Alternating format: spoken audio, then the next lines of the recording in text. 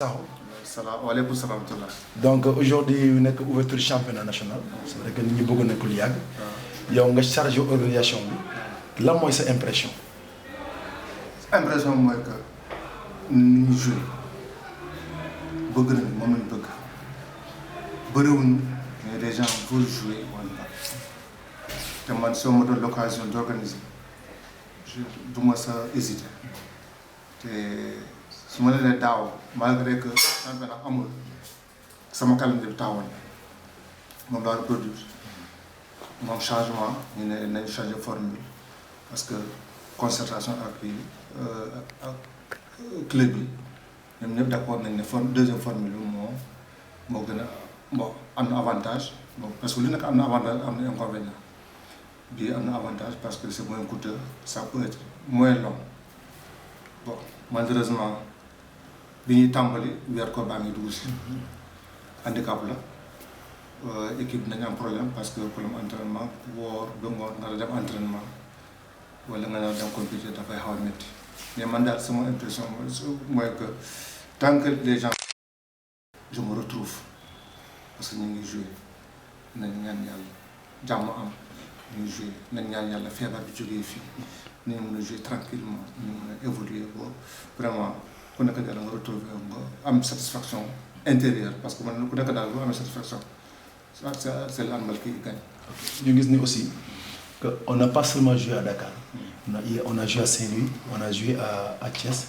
Est-ce que am nga retour par rapport aux organisations de ces différents terrains là. fi mu nekk tant que maa ngi ñu ngi may yónnee résultats yi su ma jotul résultat dama leen di woo laaj na résultat yi donc man fi mu nekk tey avant may tëdd fi mu nekk nii jot naa sa résultat Saint-Louis pare Thiès moo ma dese ak match suba yi mais chaque fois que ma organisé délégué yëpp même à la mi-temps sax dañu may yónnee résultat yi je suis donc à cheval sur ça dama pointé ci loolu ma ñaan délégué moo xam résultat parce que journaliste benn ma woo nañu woo Madické du ko laaj résultat donc ñooñu il faut am résultat yi pour ñu mun ko répercuter au niveau de la presse.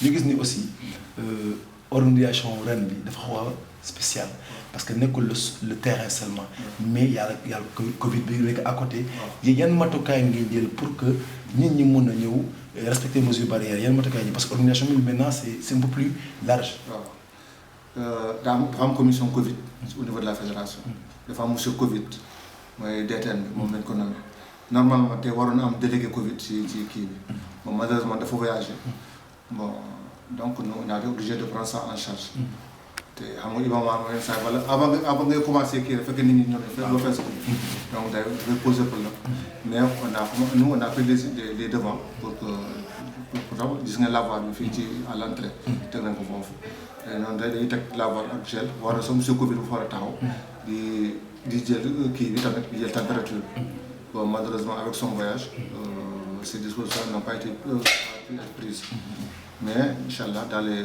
jours à venir inchallah on va s'y atteler pour que vraiment bon nit ñi nag dañu war a jàppale ministère bi dafa am lu mu teg te loolu il faut que ñu mën ko respecter parce que dañuy bañ suba mu yónnee nit d'une manière anonyme mu ñëw di xool est-ce que nous avons respecté les conditions posées parce que suñu ko posé tamit mën na bind ministère ne handball vous n'avez pas respecté arrêté te ñun ñëpp ñoo ci loolu donc il faut que nit ñi jàppale ñu nga xam ne que conditions yi la moo tax ñu ministère accordé ñu loolu ñu bàyyi distanciation bi ñu sol seen masque ñu vraiment ñu protéger seen bopp protéger nit ñi vraiment dañuy ñaan nit ñi vraiment que ñëpp jàpp si nga xam ne que c'est ministère moo laaj loolu pour conditions yi ñu teg la yoo xam ne moo ñu permettre ñu organiser bëgg nañu suñu handball nañ ko sàmmal suñu bopp ku nekk daal na nga def sa li la war boo ñëwee sax nga toog fi nga war a toog nga am distanciation 1 mètre de distance kii kooku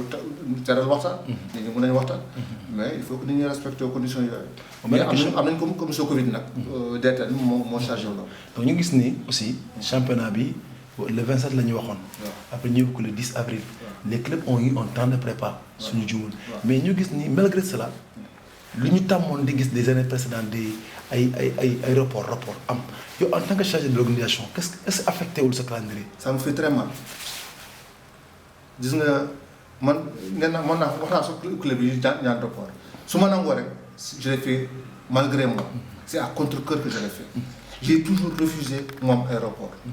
Bañ ma ñu ne club bi am na dëj. C'est quelqu'un de très proche de l'équipe qui est décédé. Kenn mënu si dara. Donc mbirum yàlla la. Mën nañ reporter. Mais pour un oui, pour un non, ay mariage, ay ngénte ñu reporter. Pourquoi? Ñoo xam ne c'est pas la route. Man match ñu reporter nii. am na ci club boo xam ne bind na rek yoo xam ne ça ne tient pas la route. mais du ma ko cité damay bañ rek ni kii du ma ko cité. mais raison bu ñu avancé kooku sax ku jàngul école ku nekk dans le milieu du sport bu ñu la tegalee raison boobu da ngeen di caaxaan. parce que ku ñu may un mois. pour nga préparer ko ñëpp tout le monde est parti là au même pied sur le même pied d'égalité nga ñaan rapport parce que pour des raisons yoo xam ne. mais est-ce que par ailleurs c'est pas de votre faute parce que da ngeen def règlement boo xam ne moom ngeen andi tëral ko. ñëpp publier ko nii règlement lii mooy règlement tournoi bi. mais si aujourd'hui ñooñu ñu def loolu est-ce que yéen waroon nañ jël mesures yi teg règlement bi dans la ba fa teg si ñu appliqué ko dans sa plus grande rigueur. loolu nag mu war a nekk mais xam nga on a un président boo xam ne il est tellement social que parfois day fàttee ne que boo mayee kii lii kenn boo ko bañalee kenn rek beneen affaire la indi da ngay kenn day am dara bu ñuy jaar si moom mu woo ñu ne ñu vraiment dama ñu ñaan mais sa kilifa la sa kilifa ba ñaanee am na yoo xam ne mën na ko bañaal mënoo si dara. mais je pense que da ngeen jël ay dispositions pour que lu mel ni. loolu yëpp def nañu jël nañu disposition yëpp. on a mis des choses très claires parce que ren dañu ne même décès que ce soit quelqu'un de très proche de l'équipe ou du comité directeur sinon à part ça amul benn raison de repos amul ay magal amul ay gam amul ay dañu am ay jàng fii suñu kii fii mais daaw war naa yu kii boo xam ne équipe bi dafa daan report ne parce que sama jour dañu dem Korité ñëwuñu le match c'est déroulé 3 jours après la Korité ñoo seen équipe dañu dem Korité ñii dañu dem magal seen jour dañu dem magal ñëwuñu nañ leen reporter seen match. mais ren ñu gis ni pour une première ñii wax nañ no zone ni ñu ko defee baaxul alors que derrière on a entendu le secrétaire général dire que club bi si boppam ñoo décidé format bi. lan nga ñu mën a leeral si loolu.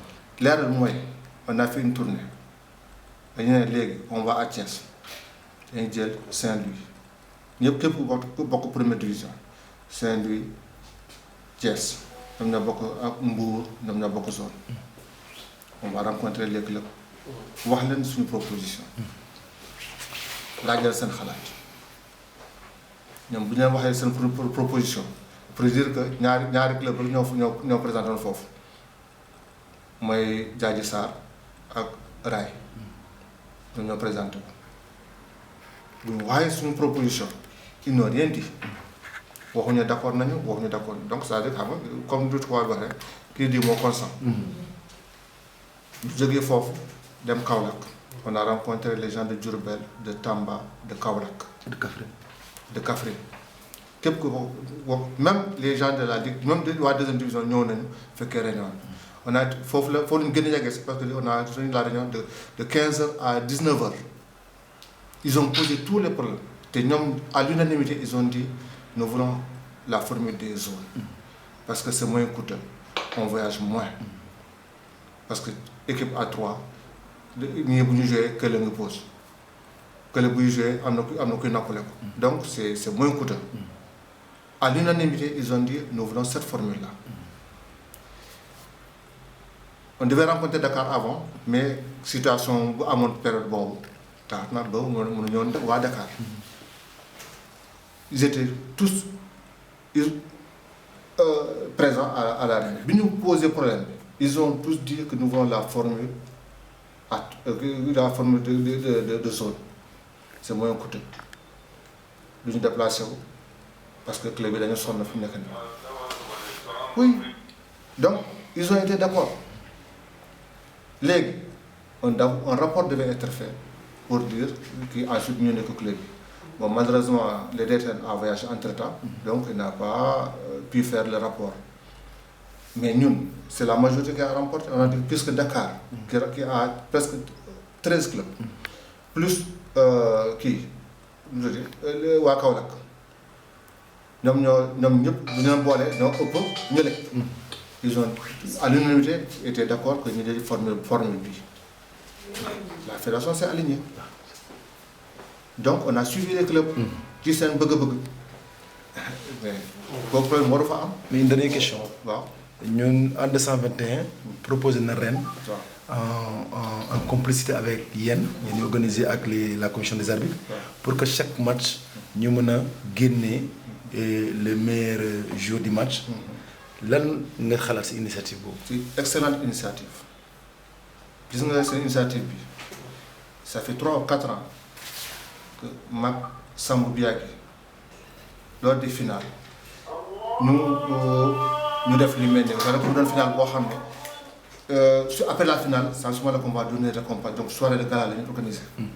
On va récompenser les meilleurs joueurs les meilleurs entraîneurs les meilleurs arbitres ainsi de suite may leen ay équipement arbitres yi ñu équipé leen may leen bu ñu soxla ñoom seen matériel de travail. Les entraîneurs jox leen ay équipe en tout cas kii leen les joueurs même chose. te léegi ànd Sénégal bu demee ba xalaat bu mel noonu. loolu xanaa rafetlu ko. c'est une excellente idée. moi je dis il faut tout le monde doit jouer les jeux. ñu jàpp ci. que bu ñu bañ a far. qu'on voit qu'on aille vers l'excellence. Excellence mooy que man su ma bokkoon club. si je ne dois pas désigner un joueur de mon club. je l'ai yàgg na il y a des années def naa ko ci benn journal bu amatul Afrique Sport ñu doon wax Congo ñu doon tànnee seen petite carrière parce que à cette période là seen mooy Congo Brazza dafa ñoom seen période boobu les petites catégories là étaient brillants sur le continent. seen tournoi yu ñu organisé. dañuy def entraîneur yëpp yow Sacré-Cœur nga bokk. doo observé Sacré-Cœur yeneen club bi nga observé kii boo ko saltigee bu xool jour saltigee yeneen club lay xool ainsi de suite donc noonu la defee seen sélection. On fait la même chose ici les entraîneurs ñooy observé bu ñu xool fu ñu bokk mais même si cela arrivé que ñu tànn loo xam ne c'est le meilleur saa bu ñu doon loo xam ne parce que man vraiment Ousmane sama protégé la dama koy kii mais naa tànn koo xam ne vraiment c'est objectif. c'est objectif lu mu ne loo xam ne vraiment damay tànn parce que dama war a damay far kii fii laa faa def damay tànn ma jël ko. non dañuy tànn koo xam ne vraiment te fu ñu ko tudd rek ñëpp applaudir ñëpp xam ne vraiment kii c'est le meilleur c'est le bon choix. c'est le meilleur choix. c'est le meilleur entraîneur. ñëpp d'accord Sénégal ñëpp d'accord ne kii c'est le meilleur entraîneur il a été le meilleur entraîneur. kii c'est le meilleur joueur. que Sénégal ñëpp d'accord ne kii il a été le meilleur. c'est le meilleur gardien. parce que ñëpp d'accord ne kii c'est le meilleur.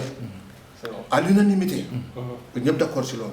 man daal donc je félicite.